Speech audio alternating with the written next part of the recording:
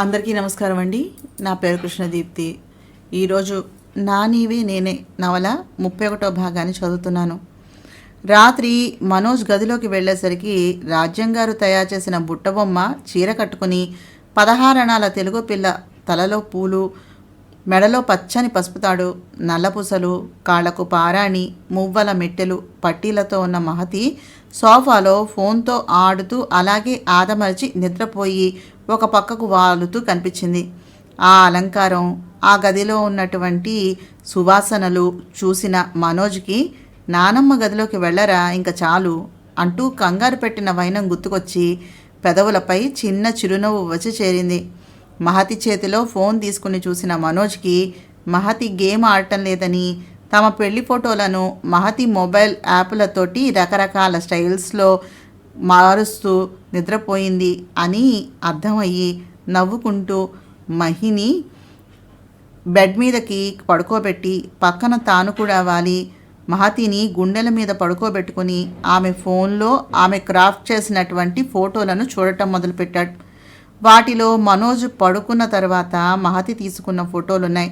కొన్ని ఇందులో ఆమె అతను నిద్రపోయాక అతనిని ముద్దు పెట్టుకుంటూ, మరికొన్నింటిలో రకరకాల వేషాలు వేస్తూ, ఒక ఫోటోలో మాత్రం ఎంత అందంగా ఉన్నావు మను, నువ్వు నవ్వుతూ ఉంటే ఇంకా బాగుంటుంది, నీకు ఎవరు చెప్పరేమిటో అని రాసి ఉండడం చూసిన మనోజ్కి అమాయకంగా తన గుండెల మీద పడుకున్న మహతిని నిద్రలేపి ఏంటి పిల్ల ఇది అని నిలదీయాలని అనిపించినా కంట్రోల్ చేసుకుని మహతి ఫోన్తోనే మరికొన్ని సెల్ఫీలు తీశాడు. మహతి చిన్నగా కదిలి మనోజ్ తలను తన గుండెలకు హత్తుకుని ఆదమరచి నోరు తెరుచుకుని నిద్రపోయింది. మనోజ్ ఇక కదలలేకపోయాడు. బెడ్లైట్ కూడా ఆర్పకుండా చేతిలో మొబైల్ పట్టుకుని మహతి గుండెలపైన తల వాల్చుకుని నిద్రపోయాడు. 2 రోజుల తర్వాత మనోజు, మహతి జానకి నిలయానికి చేరారు. మోహన కొద్దిగా శారీరకంగా మానసికంగా కూడా తేరుకుంది. మహతి రావటంతోనే ఇంటిలోని వాతావరణం అంతా ఒక్కసారిగా మారిపోయింది. రోజు శ్రీకాంత్ చెప్పే రూల్స్ అన్నీ క్రమం తప్పకుండా పాటిస్తూ గోల చేస్తూ అతను పెట్టే అదరింపులతోటి పాటుగా అతను పెట్టే ముద్దలను కూడా తింటూ అతనిని సతాయించి ఆనందించే మోహన ఈరోజు శ్రీకాంత్ను మర్చిపోయి మహతితోటి కబుర్లు చెప్పడం మొదలుపెట్టింది. అది చూసిన శ్రీకాంత్కి కోపం వచ్చి మోహీ నో, మోహీ నో అంటూ అస్తమాటు సలహాలు ఇవ్వడం మొదలుపెట్టాడు. మోహన కాసేపు బుంగమూతి పెట్టి మళ్ళీ మామూలుగా మాట్లాడడం చూసి అందరికీ నవ్వు వస్తూ ఉంటే శ్రీకాంత్ తప్పనిసరి పరిస్థితుల్లో ఇక మాట్లాడితే బాగుండదని నోరు మూసుకొని కూర్చున్నాడు. అందరూ వాళ్ళు అనుకున్న ప్రకారము మామిడి తోట, అక్కడ ఉన్న ఆ చిన్న గెస్ట్ హౌసు, అందులోని రూమ్స్ దగ్గరికి ఆగిపోయారు. చాలాసేపులు కబుర్లు చెప్పుకున్న తర్వాత ఎవరి గదుల్లోకి వాళ్ళు వెళుతూ ఉండగా శ్రీకాంత్ మనోజ్ భుజంపై చేయి వేసి కాసేపు అలా వాకింగ్ వెళ్దాం పదా అంటూ మనోజ్ని ఒక రకంగా లాక్కుంటూ తీసుకుని వెళ్ళాడు. అది చూసిన మోహన, ఇది చూసావా, ఈ తోట అంటే నాకు చాలా ఇష్టం, నాకు కోపం వస్తే ఇక్కడికి వచ్చి కూర్చునేదాన్ని చిన్నప్పుడు. అన్నయ్య మామయ్య నన్ను వెతుక్కుంటూ వచ్చేవాడు, అన్నయ్య నన్ను తిడుతూ ఉంటే మామయ్య నన్ను ఎత్తుకుని నాకు కావలసినవి కొనిపెట్టి ఇంటికి తీసుకుని వెళ్ళేవాడు అంటూ తన చిన్ననాటి జ్ఞాపకాలను మహతికి చెప్పడం మొదలుపెట్టింది. ఇటు శ్రీకాంత్ మనోజును చూసి నువ్వు బాగానే ఉన్నావా అడిగాడు. నాకేం మావయ్య, హాయిగా ఉన్నాను చెప్పాడు మనోజ్. హాయిగా ఉన్నావా, ఆనందంగా ఉన్నావా, ఏదో ఉన్నావా, ఒకసారి నీ ముఖాన్ని అద్దంలో సరిగ్గా చూసుకున్నావా, అసలు ఏమైందో చెప్తే ఏం చేయాలో ఆలోచించవచ్చు.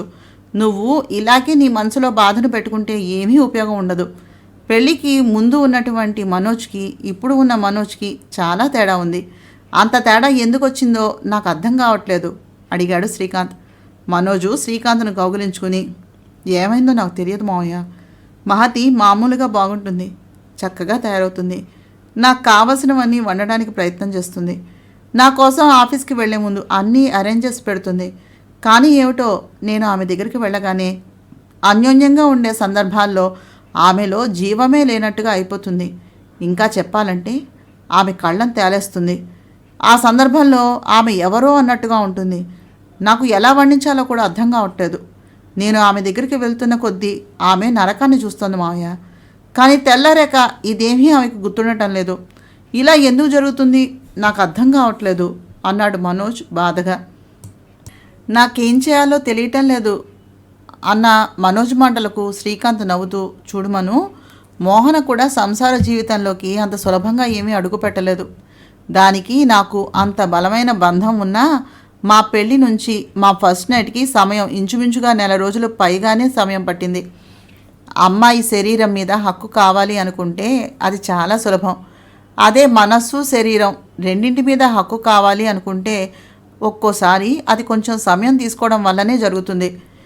మీ ఇద్దరి మధ్యన ఉండేటటువంటి అవగాహన వల్లనే అది జరుగుతుంది. నువ్వు ఆమె దగ్గరగా ఉన్న సమయంలో కూడా ఆమె పరిస్థితిని అర్థం చేసుకోవడానికి సంయమనాన్ని పాటించావు చూడు. ఇటువంటి విషయాలను జాగ్రత్తగా మీ ఇద్దరి మధ్యలోనే ఉంచుకుని విషయాన్ని పెద్దది కాకుండా చూసుకున్నావు చూడు, అక్కడే నువ్వు గెలిచావురా. మగాడికి మొగుడికి ఉండేటటువంటి తేడా ఆడపిల్లకు అక్కడే అర్థమవుతుంది. ఆ అమ్మాయి నీ పిల్లరా, ఎందుకైనా మంచిది. నా ఫ్రెండ్ సైకాలజిస్ట్ మీరా కుమార్ ఉంది. ఈరోజో రేపో ఈ ఊరికి కూడా వస్తుంది. మీ పెళ్ళికి పిలిచినప్పుడు ఆవిడ స్టేట్స్లో ఉంది. కాసేపు ఆవిడతోటి మాట్లాడేలా చేద్దాం. ఆవిడ ఇక్కడ ఉండగానే దీనికి ఏదైనా పరిష్కారం దొరుకుతుందేమో చూద్దాం పద అంటూ మనోజ్ను తీసుకుని మోహన మహతిల దగ్గరకు వెళ్ళేసరికి మోహన సీరియస్గా ఉప్పు కారం వేసుకుని జాంకాయ తింటే బాగుంటుందా, చింతకాయ తింటే బాగుంటుందా, మామిడికాయ తింటే బాగుంటుందా అనే అంశం మీద ఉపన్యాసం దంచేస్తూ రకరకాల చిప్సు, స్వీట్సు, కోసిన జామకాయ ముక్కలు, చింతకాయలు, రేగు వడియాలు అన్నీ చుట్టూ పేర్చుకుని తిండి కోసమనే పుట్టిన అమ్మోరు తల్లిలా కూర్చుంది. పక్కనే ఉన్న మహతి నవ్వుతూ పునాస మామిడికాయ చెక్కు తీస్తూ కనిపించింది. ఈ తీరా జీవితం అంటే, నువ్వెప్పుడైనా ఇలా తిన్నావా? ఏమ్మా బకాసురి, ఇంకా ఏమైనా కావాలా అడిగాడు శ్రీకాంత్. అది మావయ్య, నిజం చెప్పాలంటే వేడి వేడి మిరపకాయ బజ్జీలు తినాలనుంది మావయ్య, ఇంకా హెవీ చీజ్ పిజ్జా. కానీ ఏం లాభం, మన ఊళ్ళో అవేం దొరకవు కదా. ఈ పాటికి ఇంట్లో ఉన్న మన షెఫ్ అర్జున్ కూడా పడుకుని ఉండుంటాడు. రేపు ఉదయం అమ్మమ్మని అడుగుతా చెప్పింది మోహన. శ్రీకాంత్ నిజంగా ఏమైనా తెప్పిస్తానని అడిగాడు అనుకుంటూ. అది చూసిన మహతి, మనోజులు కూడా నవ్వును దాచుకోవడానికి వ్యర్థ ప్రయత్నం చేసి పక్క పైకే నవ్వేశారు. మోహన మనోజ్ వైపు చూసి కోపంగా బుంగమూతి పెట్టి, ఎదుగురా నవ్వుతావు? నీ మేనకోడలో మేనల్లుడో పిజ్జా కావాలి అని అడిగితే పెట్టవా? వాళ్ళు అలాగా అడుగుతున్నారు కాబట్టే నాకు ఇక్కడ తినాలనిపిస్తుంది అంటూ మహతి వైపు చూసి, నువ్వు కూడా ఏంటి మహతి, రేపు నీకు కూడా ఈ పరిస్థితి రాదా ఏంటి? నువ్వు మాత్రం ఇవన్నీ అడగవా? అప్పుడు చెప్తాను చూడు నీ సంగతి అంది మోహన. ఆ మాట విన్న మహతి తల వంచుకుంది. అది సిగ్గు వలనో లేక వేరే కారణం వలనో శ్రీకాంత్కి మనోజ్కి కూడా అర్థం కాలేదు. అదంతా సరేలే, నువ్వు లేమ్మా మహతి, యువరాణి వారికి సపర్యలు నేను చేస్తాను. పాపం మనోజ్ నీ కోసమని ఎదురు చూస్తున్నాడుగా అన్నాడు శ్రీకాంత్. మహతి లేస్తూ ఉండగా మోహన కాలు మీద ఉన్న సాలువా జారి కింద పడిపోయింది. మోహన కాలు మీద ఇంకా కోలుకోని గాయాలను అప్పుడు తేరిపారా చూశాడు మనోజ్. అతని కళ్ళల్లో చిన్న కన్నీటి పొర. ఎక్కడో శరీరంలో ఇది అని చెప్పలేని చోట మెలితిప్పిన భావన కలగగానే మోహన పక్కన కూర్చుని ఆమెను అలాగే గుండెలకు హత్తుకున్నాడు మనోజ్. ఎప్పుడూ మనోజ్తో దెబ్బలాడటం, వెక్కిరించడం, హక్కుల కోసమని పోరాటం తప్ప ఇటువంటి అనుభూతిని ఎరగని మోహన ఒక్కసారిగా వెక్కి వెక్కి ఆడటాన్ని మొదలుపెట్టింది. మనోజ్ చాలాసేపు అలాగే మోహన సాంత్వన పొందే వరకు ఉండిపోయాడు. మహతి అంతవరకు కదలకుండా కూర్చున్న మోహన పరిస్థితిని అప్పుడు అర్థం చేసుకుంది. ఇంతసేపు అంత చక్కగా మాట్లాడుతూ ఎలా ఉందా ఆమెకు అర్థం కాలేదు. శ్రీకాంత్ మనోజ్ భుజం మీద చేయి వేసి, రేపు పెళ్ళైతే ఇవన్నీ మామూలే, పిల్లలు పుట్టేదాకానే ఈ ఎంజాయ్మెంట్. ఆ సమయం ఎలా గడిచిపోతుందో ఎవ్వరికీ తెలియదు. ఈరోజే మన చేతుల్లో ఉంది. దీనిని అందంగా అనుభవించాలి, అందంగా మలుచుకోవాలి. మోహన పక్కన దాని మొగుడున్నాడు కానీ నువ్వు నీ భార్యను చూసుకో. ఇంతకన్నా ఎక్కువసేపు అది కదలకుండా కూర్చోలేదు చెప్పాడు శ్రీకాంత్. మనోజు మోహన నోటి మీద ముద్దు పెట్టి కన్నీరును తుడిచి, రేపు నీకు ఏం తినాలని ఉన్నా నాకు చెప్పు, నీ బేబీకి నీకు ఏం కావాల్సిన వాటన్నింటినీ నేను రెడీ చేయించి పెడతాను, సరేనా అడిగాడు. మోహన నవ్వుతూ తల ఊపి మహతి వైపు చూస్తూ, మహి, మా అన్నయ్య జాగ్రత్త, నీకు అప్పగించేశాను అంది. 2 రోజుల తర్వాత మీరా కుమార్ తన ప్రాపర్టీ విషయంలో ఉన్నటువంటి సమస్యను కోసమని భాస్కర్ గారిని కలవటానికి వచ్చింది. ఆమెతో అంతకుముందే శ్రీకాంత్ ఈ విషయం మాట్లాడటంతో ఆమె ఫ్యామిలీ ఫ్రెండ్ లాగానే మహతిని, మోహనను కూడా కలిసింది. మోహనకు చీకటిగా ఉన్నా, ఒంటరిగా ఉన్నా భయపడటం, ఎప్పుడూ తన పక్కన మనిషి ఉండేలా చూసుకోవటం ఎక్కువైపోయింది ఈ మధ్యన. హమేషా శ్రీకాంత్ ఆమె పక్కన ఉండకపోతే విపరీతంగా భయపడిపోవటం, నిద్రపోకుండా ఉండేందుకు ప్రయత్నం చేయడం లాంటివి చేస్తోంది. దీనికోసమని శ్రీకాంత్ మోహనను చూపించాడు. మోహన కోసం అన్నట్టుగానే మహతిని చూపించాడు. మన దేశంలో సైకాలజిస్టుని కలవడం అంటే పిచ్చి ఆసుపత్రిలో డాక్టర్ని కలవటం అన్నట్టుగా ఫీల్ అవుతారు జనాలు. కానీ ఏమాత్రం డెవలప్ అయిన కంట్రీస్లోనైనా కాస్త ఒత్తిడి కలిగితే చాలు, కౌన్సిలింగ్ కోసమని వెళ్ళి ప్రశాంతంగా ఉండడానికి ప్రయత్నం చేస్తారు వారు. ఈ మాత్రం విషయం జనాలు అర్థం చేసుకునేటప్పటికీ ఇంకా ఎంత సమయం పడుతుందో తెలీదు. ఏది ఏమైనా మీరు చాలా సహనాన్ని పాటించారు మనోజ్ గారు అన్నారు డాక్టర్ మహతిని చూసి వచ్చి. ఇది సాధారణంగా జరిగినటువంటి విషయం కాదు. ఆమె ఏదో విషయాన్ని చూసి బాగా భయపడింది. అది ఆమె మనసు మీద చెరగని ముద్రను వేసుకుంది. ఆమె మిమ్మల్ని ప్రాణం కన్నా ఎక్కువ ప్రేమిస్తోంది మనోజ్ గారు. అయితే ఆమెకు మీరు చెప్పిన చాలా విషయాలు తెలియవు, లేక ఆమె మనసు వాటిని గ్రహించకుండా కూడా ఉండి ఉండవచ్చు. నిజానికి ఆమె మీకు దగ్గర అవ్వడానికే ప్రయత్నం చేస్తోంది, కానీ ఆమె శారీరకంగా దానికి ఇంకా ప్రిపేర్ కాలేదేమో అనేది ఆమె అభిప్రాయం. ఈ సమస్య ఒకసారి తొలగిపోతుంది అని చెప్పలేను నేను. కారణం ఏమిటో తెలుసుకోవాలంటే మాత్రం మీరు మా ఇంటికి రావటం బెటర్ అనుకుంటాను చెప్పింది డాక్టర్. మోహనకు మీరు దగ్గరగా ఉండడం మంచిది శ్రీకాంత్ గారు. ఆమె మీద వరుసగా జరిగిన అటాక్ వలన ఆమె పరిస్థితుల్లో ఉన్నటువంటి ఎవరికైనా ఈ మాత్రం ఒత్తిడి ఉండడం సహజం. మామూలుగానే ప్రెగ్నెన్సీ సమయంలో హార్మోన్స్ అప్ అండ్ డౌన్స్ వలన మూడ్ స్వింగ్స్ ఉంటాయి. ఆమె చేత మంచి మంచి పుస్తకాలను చదివించండి. ఆమెతో ఎక్కువసేపు మీరు కాలక్షేపం చేయండి. ఈ టైంలో మెడిటేషన్ కన్నా మీ సాన్నిహిత్యం వల్లనే ఎక్కువ ఉపయోగం ఉంటుందనుకుంటున్నాను అంది మీరా. పూర్వం మన ఇంట్లో మంచి చెడ్ల గురించి చెప్పడానికి పెద్దలుండేవారు. తాత అమ్మమ్మలు పిల్లల మనసులో ఉండేటటువంటి వికారాలను దూరం చేసేవారు. మంచి మంచి కథలు కబుర్లు చెప్పేవారు. మనిషి సంఘజీవిగా ఉండేవాడు కనుక పరిస్థితి కొంతవరకు మన చేతుల్లో ఉండేదేమో. ఈరోజు మనిషి సంఘజీవిగా కాకుండా ఇంటర్నెట్ తోటి కాలక్షేపం చేస్తున్నాడు. మనసు మీద విపరీతమైనటువంటి ఒత్తిడి కలిగినప్పుడు శరీరానికి ఎలా వైద్యం చేయించుకుంటామో మన ఆలోచనలు అదుపు పెట్టుకోవడానికి కూడా వైద్యం చేయించుకోవడం తప్పేమీ కాదు. అలా ఉన్న వ్యక్తి రోగి కాదు. ఈ విషయాన్ని అర్థం చేసుకోవడానికి ఇంకా మనకు మన సమాజానికి ఎంత సమయం పడుతుందో తెలియదు. కానీ మన కుటుంబంలోని వ్యక్తికి ఇటువంటి కష్టం వచ్చినప్పుడు దగ్గర ఉండి అవగాహన కల్పించడం అనేది మన కనీస బాధ్యత కదా చెప్పింది మీరాకుమార్. కొద్ది రోజుల తర్వాత డాక్టర్ మీరాకుమార్ ఇంటికి మోహన మహతీలను తీసుకుని వెళ్లారు శ్రీకాంత్ మనోజ్లు. డాక్టర్ మీరా మోహనకు మహతికి ముందుగా ఇంజెక్షన్స్ చేసి మోహన సబ్కాన్షియస్ స్టేజ్లో ఉండగా ఆమె మనసుకు ధైర్యం ఇచ్చేటటువంటి మాటలను చెప్పి అలాగే రెస్ట్ తీసుకోమని మహతి దగ్గరకు వచ్చింది. మహతి నిద్రలో ఉంది అని నిర్ధారించుకుని మహతితో మాట్లాడటం మొదలుపెట్టింది మీరా. మహతికి 9 సంవత్సరాల వయసులో మహతి తండ్రి సత్యనారాయణ బిజినెస్లో బాగా నష్టాలు రావడంతో అతని తండ్రి భార్య కూతురుతో దూరంగా ఉన్నటువంటి చిన్న ఇంటికి వచ్చిన కొత్త.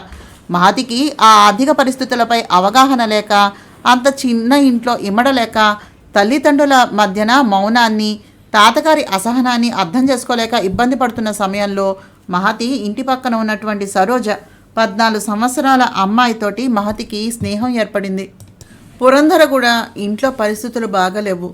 మహతి సరోజతో కలిసి ఉంటే ఈ పరిస్థితుల గురించి అర్థం చేసుకుంటుందని ఎప్పుడూ వద్దని చెప్పేది కాదు. మహతి సరోజ ఇద్దరూ ఏమీ ఎరుగని వాళ్ల ప్రపంచంలో ఆ 5 వాటాల ఇంటిలో కలిసిమెలిసి తిరిగేవారు. మహతికి 12 సంవత్సరాలు వచ్చేటప్పటికి సరోజ మహతి ఇద్దరూ సొంత అక్కా చెల్లెళ్ళలాగా ఒకరికొకరు నీడలాగా ఉండేవారు. అలాంటిది సరోజ ఇంటి పక్కన వాటాలోకి వచ్చిన కొత్తగా పెళ్ళైన జంట గిరి స్నేహలత.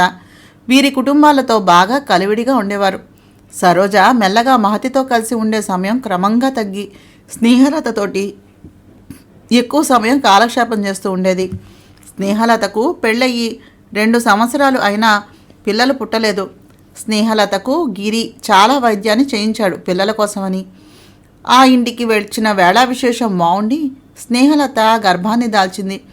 అప్పట్నుంచి సరోజ మహతితో ఉండే సమయం ఇంకా తగ్గటం మొదలైంది. అది గ్రహించిన మహతి ఎన్నిసార్లు సరోజను ఏమైంది అని అడిగినా సరోజ సమాధానం సరిగా ఇచ్చేది కాదు. నువ్వు చిన్నపిల్లవి అనేది. మహతి సరోజ ఇంటికి వెళ్ళి సరోజ అమ్మగారిని సరోజ ఎక్కడుందని అడగ్గా మీ ఇంట్లో లేదా అనే సమాధానం వినటం, అది విన్న మహతి ఏదో ఒకటి సర్ది చెప్పి అక్కడి నుంచి వచ్చేయటం జరగటం మొదలైంది. ఒకరోజు సరోజ డాబా మీద ఒంటరిగా కూర్చుని ఏడుస్తూ కనిపించింది మహతికి. అది చూసిన మహతి పరిగెట్టుకుంటూ వెళ్ళి సరోజ దగ్గరకు ఏమైంది అని అడగగా, మహతి నేను చెప్పేది జాగ్రత్తగా విను. ఎందుకు ఏమిటి అని అడగకుండా నాతో పాటు పక్కింటి గిరి అంకుల్ ఇంటికి తోడుగా రావాలి.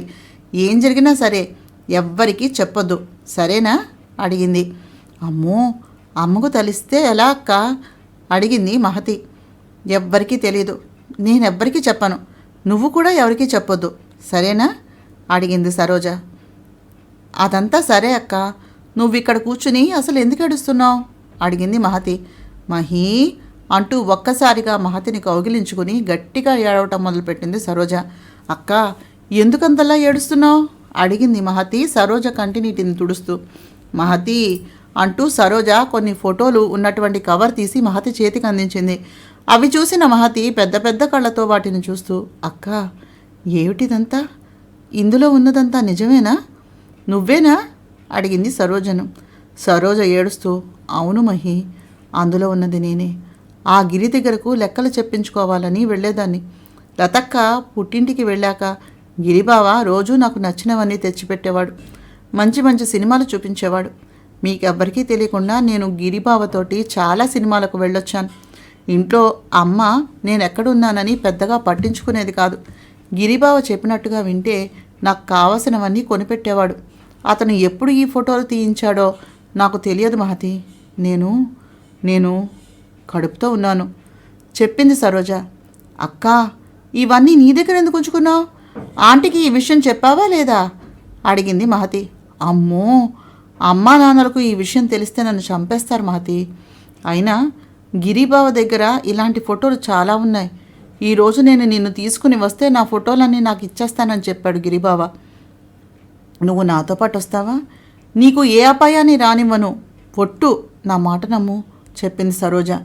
మహతి అమ్మో, అమ్మకు తెలిస్తే చంపేస్తుందక్క, నేను రాను. ఇప్పటికే తాతగారికి పిచ్చి పట్టినట్టుగా ఉండి ఇంట్లో చేసే అల్లరికే అమ్మా నాన్న సతమతమైపోతున్నారు. ఇప్పుడు ఇది కూడా తెలిస్తే ఇంకేమైనా ఉందా, నేను రానక్క, నాకు భయంగా ఉంది చెప్పింది మహతి. లేదు మహతి, ఎట్టి పరిస్థితుల్లోనూ నీకు ఏమీ కానివ్వను, ప్లీజ్ ఒట్టు వేసి చెప్తున్నా, నన్ను నమ్ము, నాతో పాటు రా అంది సరోజ. నువ్వు వస్తే గిరిబావ ఫోటోలు నెగిటివ్లతో పాటుగా నాకు ఇచ్చేస్తాడు. ఈ కడుపును దగ్గరుండి తానే తీయిస్తానని చెప్పాడు. ఇంకొద్ది రోజులు పోతే నేను కడుపుతో ఉన్నానని అందరికీ తెలిసిపోతుంది మహతి. చచ్చిపోవడం తప్ప నాకు ఇంకో దారి లేదు చెప్పింది సరోజ. 2 గంటల సేపు సరోజతో మాట్లాడిన తర్వాత మర్నాడు మధ్యాహ్నం సరోజ మహతి ఇద్దరూ కలిసి గిరి ఇంటికి వెళ్ళారు. గిరి 5 అడుగుల 8 అంగుళాల ఎత్తుతో, కండలు తిరిగిన శరీరంతో, తెల్ల పంచీ లాల్చి వేసుకుని వీళ్ళు వెళ్ళేసరికి సిద్ధంగా ఉన్నాడు. ఇద్దరిని కూర్చోబెట్టి చక్కగా కబుర్లు చెబుతూ ఐస్ క్రీం కప్పులు చేతికి అందించి ముందు సరోజను తన ఒడిలో కూర్చోబెట్టుకుని ఆమె శరీరాన్ని మహతి ఎదురుగా తడుముతూ మహతితో కబుర్లు చెప్పి మెల్లగా మహతిని కూడా అతని ఒడిలోకి లాక్కున్నాడు. ఇదంతా చూస్తున్న సరోజ మహతిని అతని ఒడిలో నుంచి దూరం చేసి ఆమె ఫోటోలు ఇవ్వమని గొడవ చేసింది. ఆమె మాట వినకుండా గిరి మహతిని దగ్గరకు లాక్కుని ఆమెను బెడ్రూమ్లోకి తీసుకెళ్ళడం మొదలుపెట్టాడు. దానికి సరోజ అతని ఎదురుకు తిరగడంతో సరోజను గుమ్మం కేసి తోసేశాడు గిరి. సరోజ తల గుమ్మానికి గుద్దుకుని ఆమె నుదురు చిట్లి రక్తం వేగంగా రావటం మొదలుపెట్టింది. ఆ రక్తాన్ని చూసిన సరోజ అక్కడికక్కడే స్పృహ తప్పి పడిపోయింది. అది చూసిన మహతి అక్కా అని అరుస్తూ షాక్కి గురయి అలాగే కొయ్యబారిపోయింది.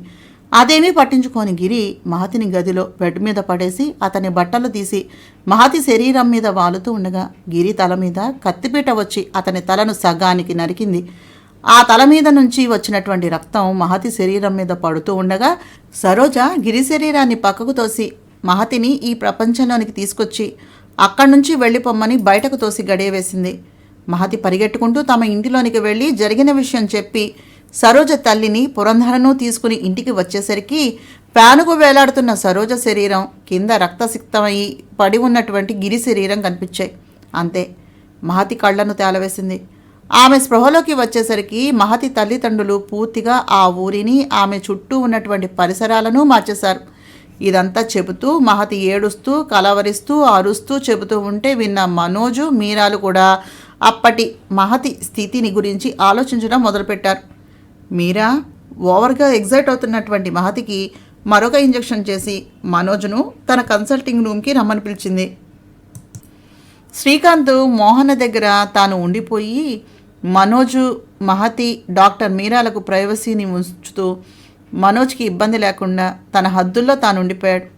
ఈ విషయంలో మనోజ్ అంతటా మనోజు ఏదైనా చెప్తే సరే, లేకపోతే తాను ఎక్కువగా కల్పించుకోకూడదు అనుకున్నాడు. అందుకే ఈ విషయాన్ని అతను మోహనకు కూడా తెలియనివ్వలేదు. మనోజు మహతిని వదిలి మీరా రూమ్లోనికి వెళ్ళాడు. మీరా మనోజ్ వైపు చూసి నవ్వుతూ, చెప్పండి మిస్టర్ మనోజ్, ఈ కేసులో మీ అభిప్రాయం ఏమిటి?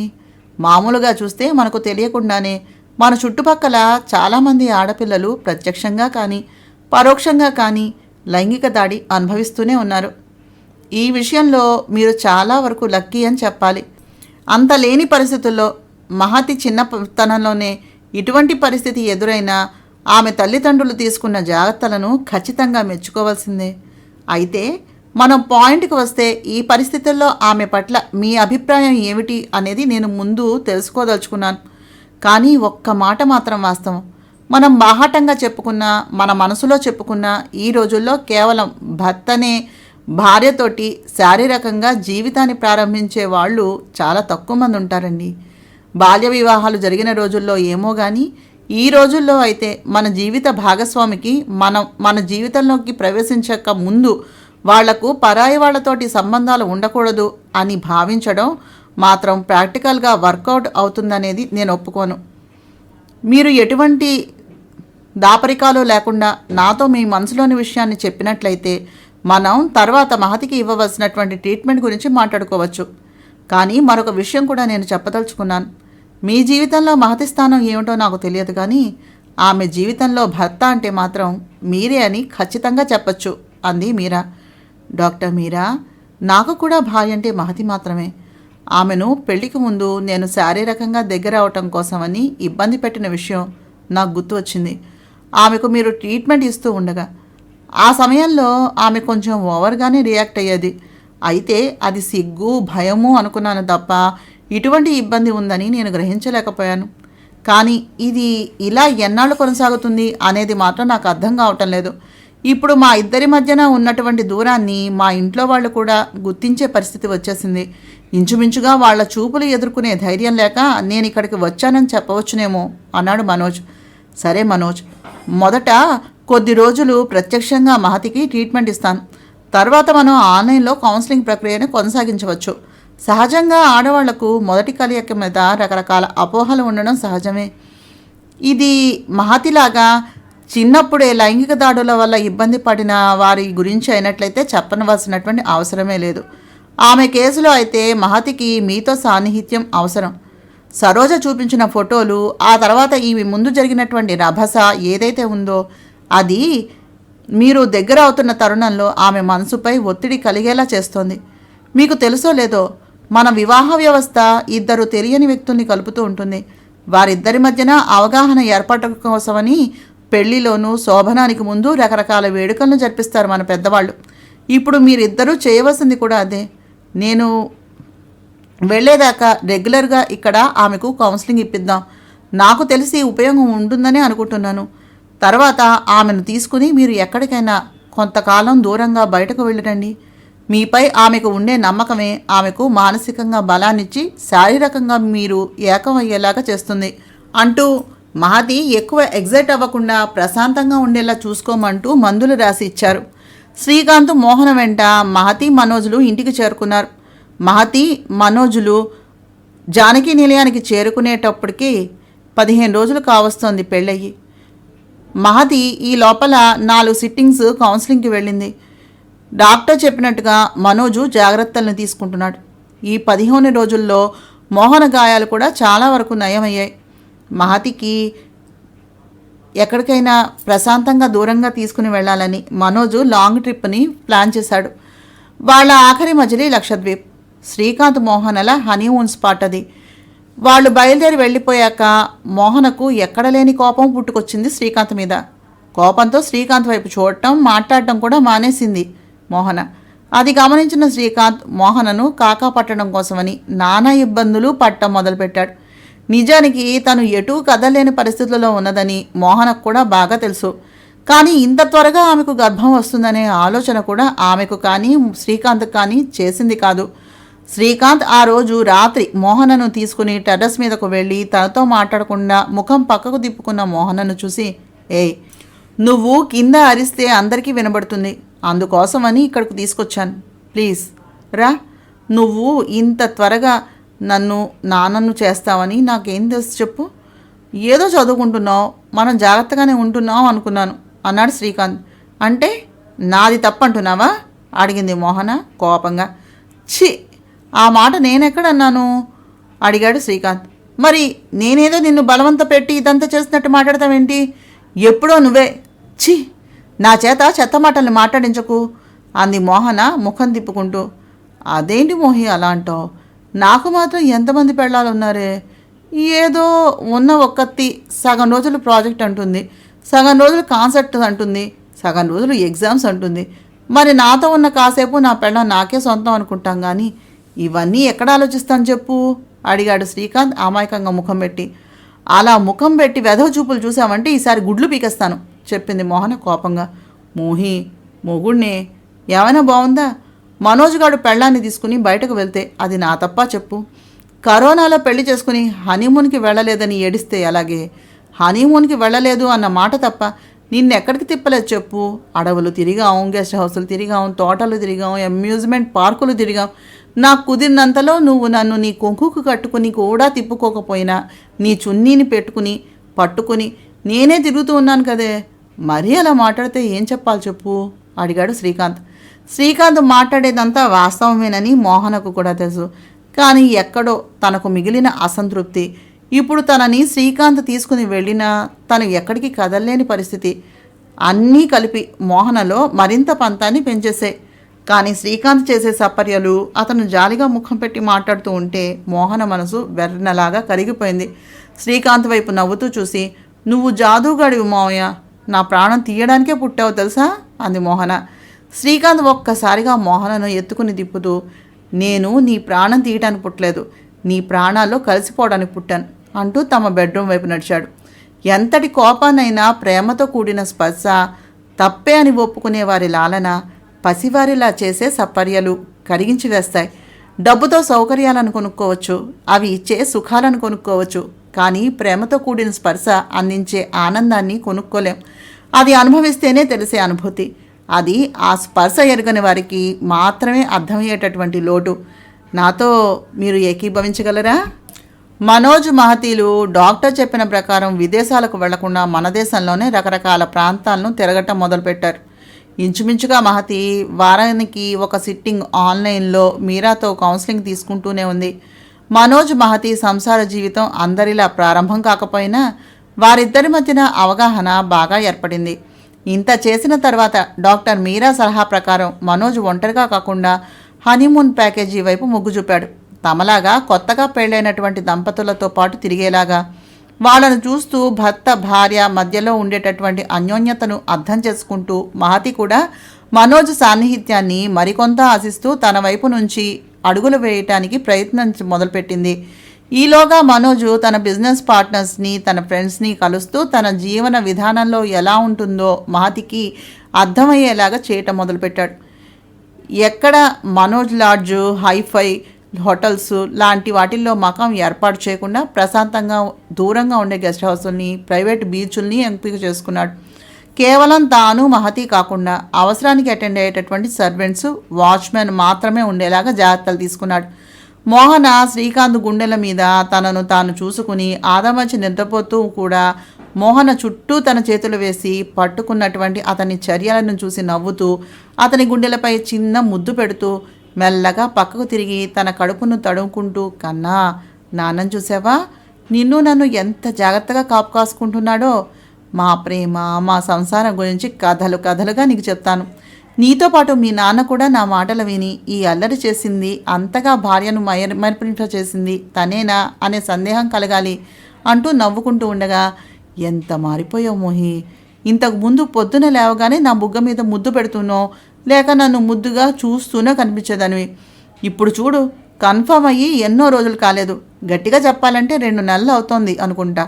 కానీ నువ్వు నన్ను బొత్తిగా మర్చిపోయి ఇంకా పుట్టని వాడి మీద తెగ ముద్దులు ఒలికించేస్తున్నావు, ప్రేమను చూపించేస్తున్నావు, నా గురించి ఆలోచించడం మర్చిపోయావు అన్నాడు శ్రీకాంత్. చీ మావయ్య, ఇంకా పుట్టని బేబీ మీద ఇంత ఈర్ష్య నీకు, ఇది అసలు బాగలేదు అంటూ పక్కపక్క నవ్వేసింది మోహన. ఎందుకే అంత నవ్వు అంటూ కూర్చుని ఉన్న మోహన ఒడిలో తల పెట్టుకుని ఆమె కళ్ళల్లోకి చూస్తూ అడిగాడు శ్రీకాంత్. ఏమీ లేదు, నిన్న అమ్మమ్మ నేను ఒక సినిమా చూసాం. అందులో జగపతి బాబు సౌందర్యని పిల్లలతో పాటు ఎక్కువసేపు ఉంటున్నావు, నాతో పాటు కూర్చో, బెడ్రూమ్లోకి వెళ్దాం పద అంటూ గొడవ చేస్తూ ఉంటాడు.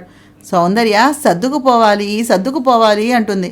ఆ సీన్ చూసి నేను నవ్వుతుంటే, ఎందుకే పిల్ల అంత నవ్వుతావు, మీ తాత కూడా ఇలాగే అల్లరి చేసేవాడు, ఆఖరికి నీ మొగుడు మీద కూడా మా ఆయనకి ఈర్ష్యే అసూయే, మా ఆయన్ని ఒప్పించడానికి కాకా పట్టడానికి ఎన్ని కష్టాలు పడేదాన్ని అనుకున్నావు అని చెప్పింది.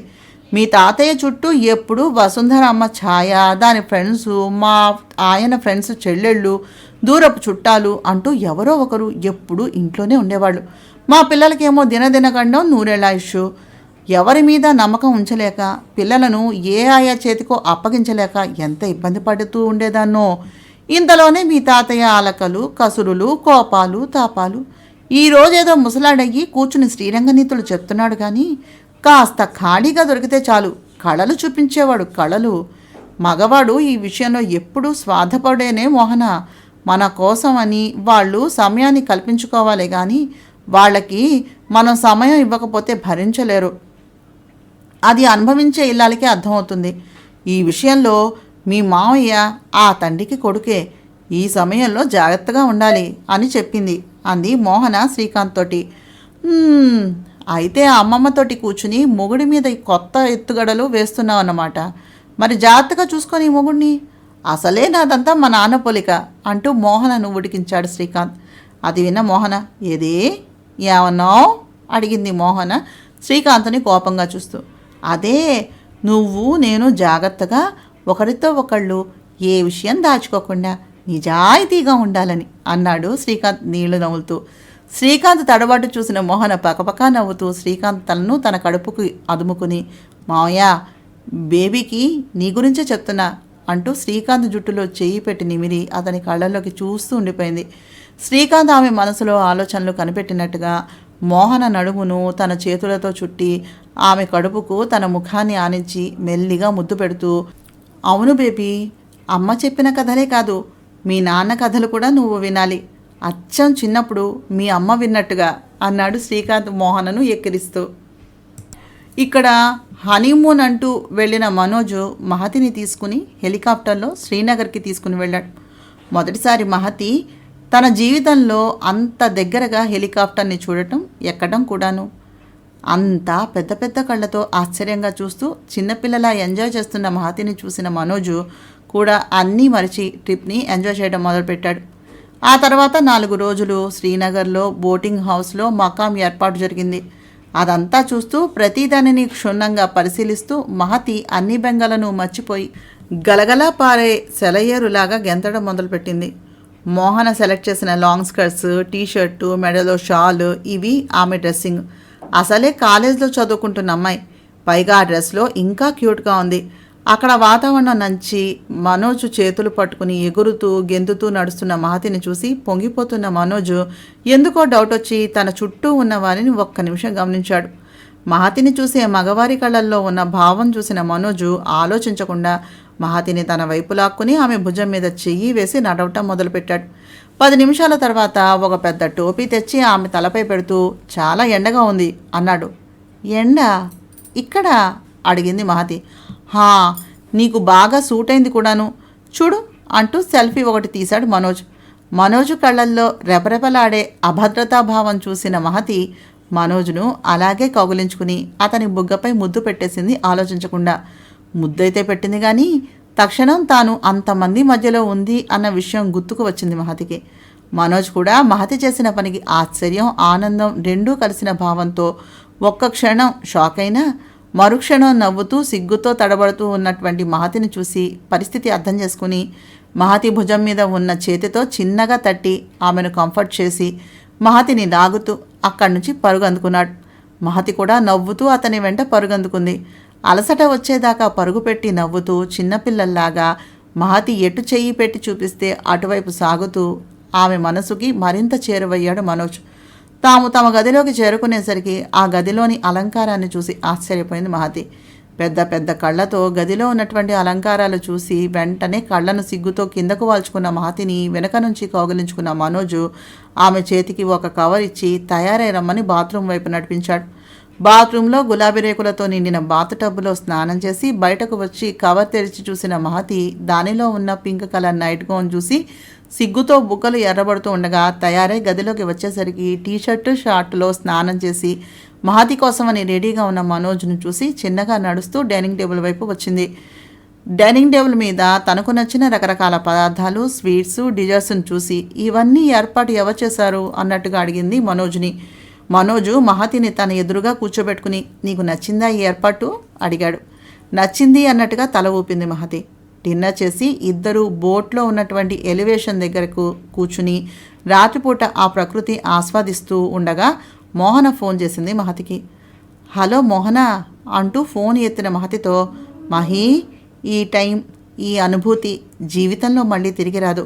ఎటువంటి అపోహాలను దగ్గరకు రానివ్వకుండా ఆనందంగా ఎంజాయ్ చేయాలి.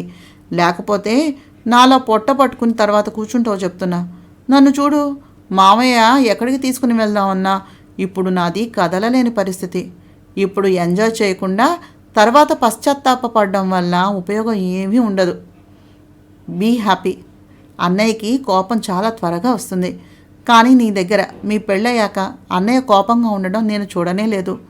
ఎక్కువగా ఏడిపించకు, కంఫర్ట్గా ఉండు అంటూ బాయ్ చెప్పి ఫోన్ పెట్టేసింది మోహన. ఫోన్ ఆఫ్ చేసి ఏదో ఆలోచిస్తున్న మహతి భుజం మీద చెయ్యి వేసి ఏమంటోంది మోహన అడిగాడు మనోజ్. అదే మిమ్మల్ని ఎక్కువగా ఏడిపించొద్దు అంటోంది అంది మహతి. నిజమే కదా, ఇంకా నన్ను పట్టుకుని ఎన్నాళ్ళు ఏడిపిస్తావు అడిగాడు మనోజ్ మహతిని కౌగిలించుకుని. మహతి సిగ్గుతో ముడుచుకుపోతూ మనోజ్ గుండెల మీద తలపెట్టుకుంది. ఏదో ప్రయత్నం అయితే చేస్తున్నాడు కానీ మహతికి మళ్ళీ ఎక్కడ ఆరోగ్యం ఇబ్బంది వస్తుందో అని భయంగానే ఉంది మనోజ్కి. ఈ మధ్యన 4-5 సార్లు మనోజ్ మహతికి చేరువ అవ్వడానికి ప్రయత్నం చేశాడు. మరి మొదటిసారి అంత కాదు, కానీ మహతి ఇంకా ఇబ్బంది పడుతూనే ఉంది, పెడుతూనే ఉంది. ఆమెలో ప్రతిఘటన ఎక్కువగా లేకపోయినా ఇప్పుడు ఆమె స్పృహలోనే ఉంటుంది. అదే చాలు అన్నట్టుగా మనోజ్ మహతిని కంటికి రెప్పలా కాపాడుకుంటున్నాడు. తాము వెళ్ళిన ప్రతి చోట అత్యవసరమైనటువంటి హాస్పిటాలిటీ ఉండేలాగా చూసుకుంటున్నాడు. మరి మహతి మనోజ్కి చేరువ కాగలుగుతుందా?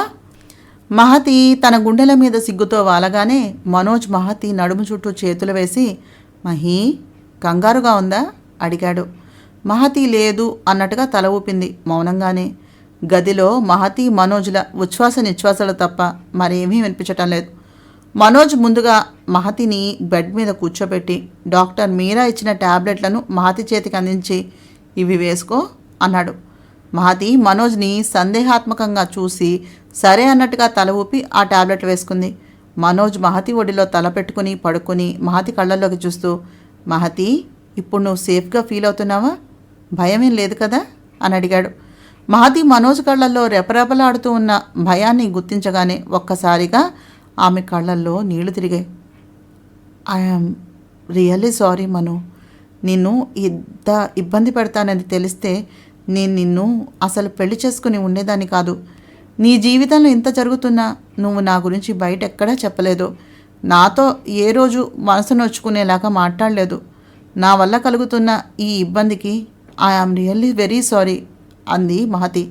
ఈ లోపల ఆమె కన్నీటి బిందువులు మనోజ్ నొట్టు మీద రాలాయి.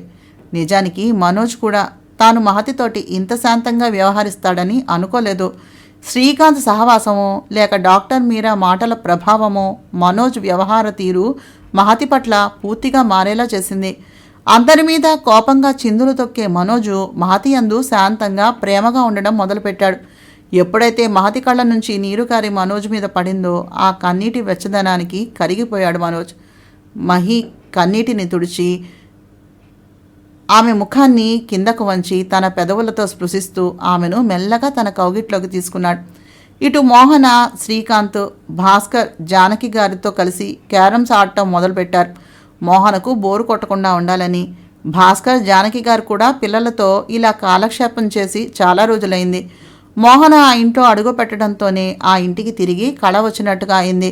జానకి గారు కూడా మోహనకు రాత్రి ఆకలి వేయకుండా రకరకాల స్నాక్స్, స్టార్టర్స్ ఎప్పటికప్పుడు ఆమెకు అందుబాటులో ఉండేలాగా ఏర్పాటు చేశారు.